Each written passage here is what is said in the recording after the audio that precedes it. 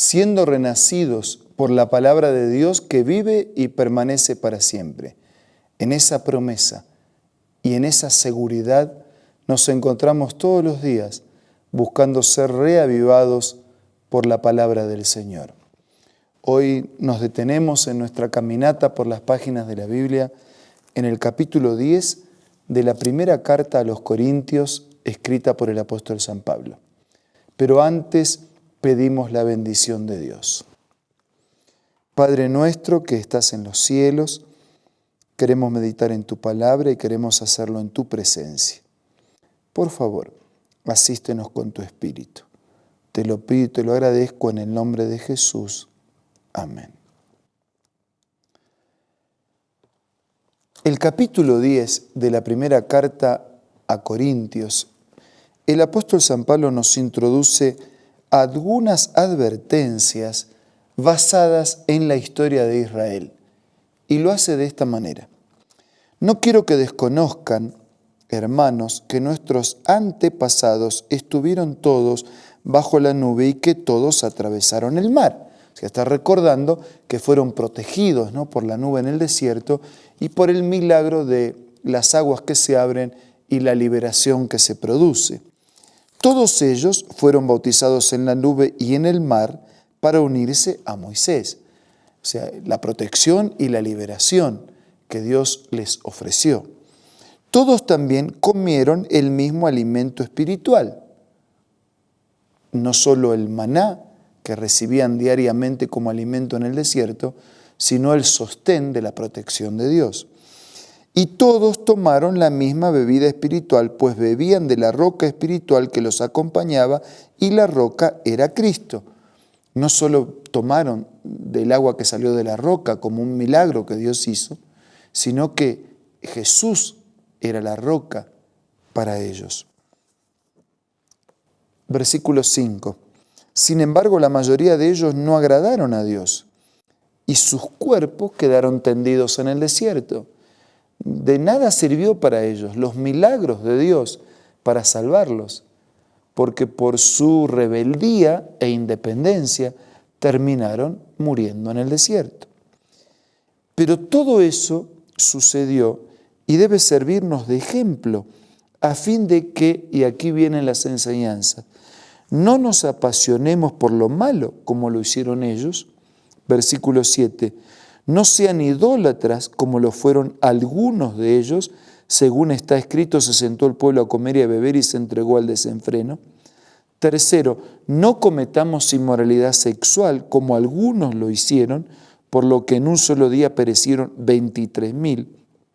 Cuarto, tampoco pongamos a prueba al Señor como lo hicieron algunos y murieron víctimas de la serpiente, ni murmuren contra Dios como lo hicieron algunos y sucumbieron a manos del ángel destructor. Entonces dice, si eso quedó registrado en la historia, aprendamos de la historia, aprendamos de nuestro pasado, aprendamos que no es en el camino de la maldad donde encontramos el bien, aprendamos que no es en la inmoralidad sexual, que no es en la idolatría, que no es en la rebeldía, que no es en la crítica, que no es en el resentimiento, que no es en la independencia y separación de Dios.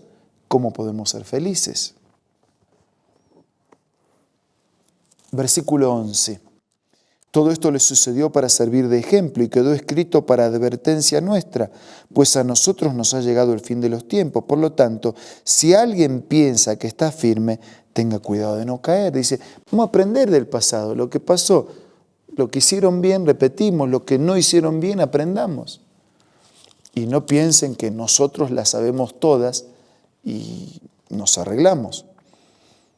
Ustedes no han sufrido ninguna tentación que no sea común al género humano, pero Dios es fiel y no permitirá que ustedes sean tentados más allá de lo que puedan aguantar. Más bien, cuando llegue la tentación, Él les dará también una salida a fin de que puedan resistir.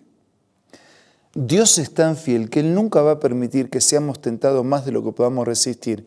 Y junto con la tentación que no la envía Él, Él nos dará las fuerzas y abrirá una puerta y allanará un camino para que podamos resistir y vencer. Desde el versículo 14 en adelante se nos introduce el apóstol San Pablo el tema de las fiestas idólatras y la cena del Señor. Y lo hace de esta manera. Mis queridos hermanos, huyan de la idolatría. La idolatría es la adoración de ídolos. Los ídolos pretenden ocupar el lugar de Dios como falsos dioses. Por supuesto, es darle la espalda definitiva a Dios. Y Pablo dice, huyan de la idolatría. Me dirijo a personas sensatas. Juzguen ustedes mismos lo que digo. Esa copa de bendición por la cual damos gracias no significa que entramos en comunión con la sangre de Cristo. Ese pan que partimos no significa que entramos en comunión con el cuerpo de Cristo, porque hay un solo pan del cual todos participamos. Por eso, aunque somos muchos, formamos un solo cuerpo. No es cualquier pan y cualquier copa que representan el cuerpo y la sangre de Jesús derramada por nosotros. Consideren al pueblo de Israel como tal. ¿No entran en comunión con el altar los que comen de lo sacrificado? ¿Qué quiero decir con esta comparación? ¿Que el sacrificio que los gentiles ofrecen a los ídolos sea algo o que el ídolo mismo sea algo? No, sino que cuando ellos ofrecen sacrificios, lo hacen para los demonios, no para Dios. Y no quiero que ustedes entren en comunión con los demonios. Cuando un pagano, alguien que no cree en Dios, hace sus sacrificios a sus dioses, no quiero que ustedes que creen en Dios entren en comunión con esos dioses que no son dioses. No pueden beber de la copa del Señor y también de la copa de los demonios. No pueden participar de la mesa del Señor y también participar de la mesa de los demonios. ¿O vamos a provocar a celos al Señor? ¿Somos acaso más fuertes que Él? ¿Jugamos a dos puntas? ¿Le provocamos a celos haciendo contactos con lo que se opone a Dios? Versículos 23 en adelante. Todo está permitido, pero no todo es provechoso. Todo está permitido, pero no todo es constructivo. Que nadie busque sus propios intereses, sino los del prójimo. Versículo 25. Coman de todo lo que se vende en la carnicería sin preguntar nada por motivos de conciencia, porque del Señor es la tierra y todo cuanto hay en ella. Si algún incrédulo los invita a comer y ustedes aceptan la invitación, coman de todo lo que les sirva sin preguntar nada por motivos de conciencia. Ahora bien, si alguien les dice, esto ha sido ofrecido en sacrificio a los ídolos, entonces no lo coman por consideración al que se lo mencionó y por motivos de conciencia. Está hablando de eso que estaban ofreciendo a ídolos.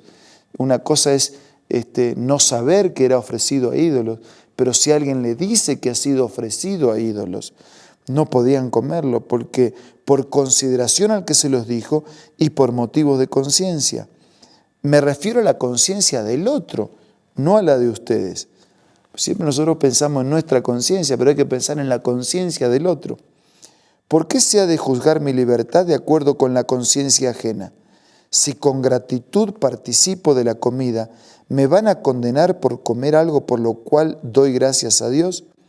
En conclusión, ya sea que coman, beban o hagan cualquier otra cosa, háganlo todo para la gloria de Dios.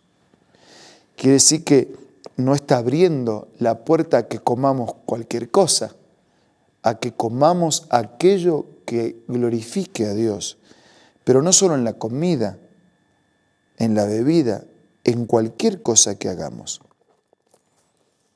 Versículo 32. No hagan tropezar a nadie, ni a judíos, ni a gentiles, ni a la iglesia de Dios. Hagan como yo, que procuro agradar a todos en todo. No busco mis propios intereses, sino los de los demás, para que sean salvos. Y yo voy a introducirme un poquito en el capítulo 11, que es el de mañana, porque como que cierra el mensaje, dice, imítenme a mí como yo imito a Cristo. Es decir, Pablo es un imitador de Cristo. Entonces dice, si ustedes me quieren imitar en mi imitación a Cristo, pueden imitarme. Obviamente, en lo que no imito a Cristo, no podemos imitarlo. Pero Pablo vivió para imitar a Cristo y Pablo vivió pensando en todos los demás y dice, yo busco agradar a todos. Esto dice, pero no se puede agradar a todos porque uno termina agradando a unos y desagradando a otros. Pero lo que él dice es, no busco mi propio interés, lo que yo busco es llegar a todas las personas. Para él no había un judío, gentil, un libre, un esclavo, un rico, un pobre. Para él todos tenían que ser alcanzados. Por eso dice, no busco mis propios intereses, sino los de los demás para que sean salvos. Eso es lo que Pablo dice, para salvar a los demás. Eso es lo que Pablo dice, en comida, en bebida, en cualquier otra cosa, hagan todo para la gloria de Dios. Que estas dos motivaciones impulsen siempre nuestra vida. Ahora vamos a orar.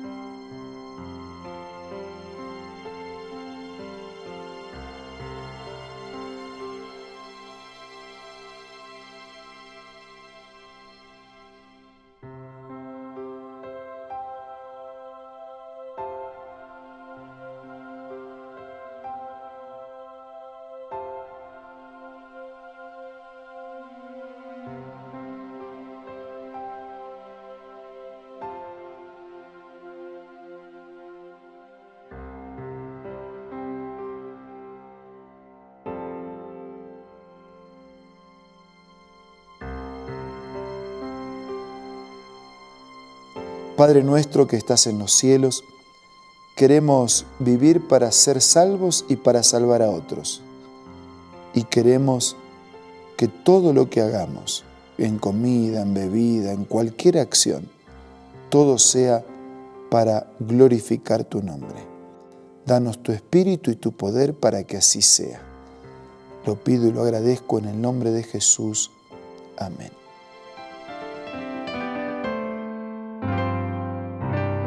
La Biblia, la palabra de Dios, es una carta donde nuestro Creador expresa su amor hacia la humanidad. Es una recopilación de textos que en un principio eran documentos separados, escritos por varias personas, todas ellas inspiradas por Dios. Primero en hebreo, arameo y griego durante un periodo muy dilatado y después reunidos para formar la Biblia cristiana. Está dividida en dos grandes secciones, el Antiguo Testamento con 39 libros y el Nuevo Testamento con 27. En la Biblia se desarrolla la historia de la salvación de Dios al hombre. En toda ella hay una línea conectora que une todo, Jesucristo. Es el personaje principal de la Biblia y el cual trae la revelación definitiva de Dios. Es considerada también el manual de nuestro fabricante. Es vital tener este ejemplar en casa y descubrir su valioso mensaje. Busca también en tu App Store o Play Store y encontrarás varias opciones. No olvides descargar también el aplicativo Reavivados por su palabra y sigue la secuencia de su lectura. La Biblia es la palabra de Dios. Queridos amigos, les deseo el mejor de los días y toda la bendición de Dios. Nos reencontramos mañana para seguir siendo reavivados por la palabra del Señor.